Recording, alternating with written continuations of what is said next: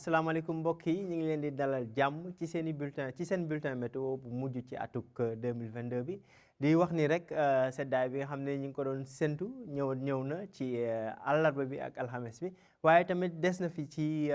ajjuma ji ci guddik ajjuma gi dina fi des bu ñu demee nag ba ëllëg jant bi dana tàmbalee feeñ température yi dana yéeg li nga xam ne nag mooy dakkal taw yi nga xam ne ñu ngi ko doon nemmee ko ci ñetti fan yi mu njàllee ci leeral xibaar yooyu le tàmbalee ko ci suñu animation satellite dañuy gis que ni dana ami niir ci guddik tey gi le waaye bu ñu ñëwee ba ëllëg nag niir yi danañ wàll yan dem boori Mali ak Mauritanie bàyyi nag ci jaww ji jant goo xam ne moo fi gën a fës bu ñu xoolee ci guddik tey gi le jëm nag ba ëllëg ci suba niñ ko waxee léegi tàng bi daf fiy desandi ba léegi muy maanaam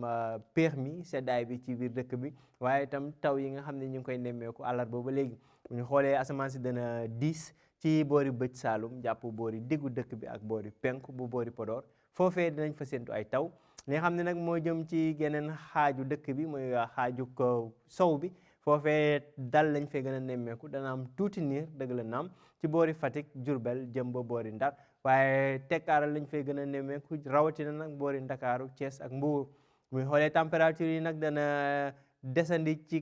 daanaka péex ak seddaay ci guddik tey gile ñi ngi xaarandi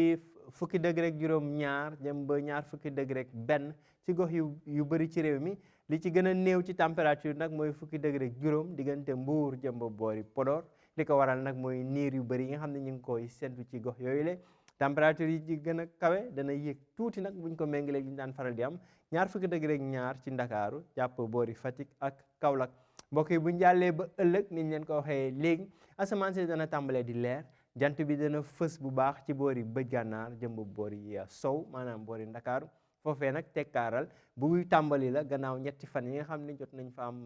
daanaka niir yu bëri ak i taw ba tax na nag foofee tekkaaral lay doon température dana tàmbalee di yéeg tuuti ci gox yooyu le li des ci dëkk bi nag niir yi dana fi desandi ay niir la yoo xam ni séntuñu fa ay taw waaye dana fees ci jaww ji ci boori bëj Saalum jàpp diggu réew mi ak boori penku température yi dana tàmbalee di yéeg nànk-nànk ñaar fukki degré ak juróom ñett jëm ba fanweeri degré ak ñaar mooy gën a fës ci réew mi température bi gën a kawe nag dana yokk fanweeri degré ak juróom benn la ñuy séntu boori Ndakaaru ñaar fukki degré ak juróom ñaar mooy température bi gën a néew ñu ngi koy séntu ca boori Ndakaaru mbokk yi ci tënk rek ay daanaka seddaay gi ak taw yi dana yem ci guddik tey gi guddik àjjuma jëm ci bëccëgug gaaw bu ñu ñëwee ba ëllëg nag jant bi moo fi gën a fës tàngaay bi dina dellusiwaat ci biir réew mi ci gox yu bëri li moo doon xibaar yi mbokk yi ñu leen di wax déwénati ci at gu bees gi di ñaan yàlla defal ñu ci xéwal ak wérgu yaram ci mbooleem réew mi jox leen di daje kon ba ci année prochaine muy ci atuk 2023 ci leen xibaaru météo jërë ngeen jëf